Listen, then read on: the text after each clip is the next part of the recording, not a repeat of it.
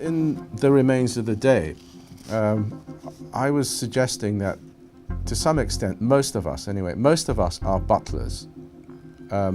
Obviously, we're not butlers literally, but what I meant by this, because I used to say this a lot, people would be puzzled. What I meant by this was that most of us, we don't get to run vast corporations. We're not presidents of countries and so on. Most of us do jobs, and we often don't quite know what our little contribution is going to be used for.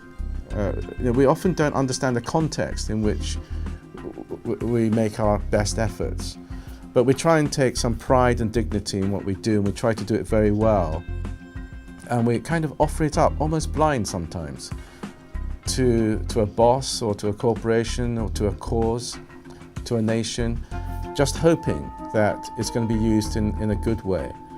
But who knows if it is or not. And that's kind of why I came upon the metaphor of a butler, someone who takes his dignity and his pride from doing butling very well for the person who employs him. But unfortunately, in his case, the guy who works for is not a nice guy. But I think we're always politically, ethically in this position. Most of us in the world, we are in this position. We do our best to do our work well, but we never quite know how it's going to be used. We never quite know what we're contributing to when the big picture gets seen. Some people consider my last novel, Never Let Me Go, to be a very sad book. I mean, a lot of people have said this to me, and this has always slightly taken me aback, because while I was writing Never Let Me Go, I thought I was writing the most cheerful novel I had written to date. And I'm not just being facetious here. Up until that point, I think I always tried to focus on what was damaged or what was sad or what the failings of human nature in books like The Remains of the Day or whatever. For me, the writing of Never Let Me Go was a kind of celebration. I wanted to actually celebrate the good things about people.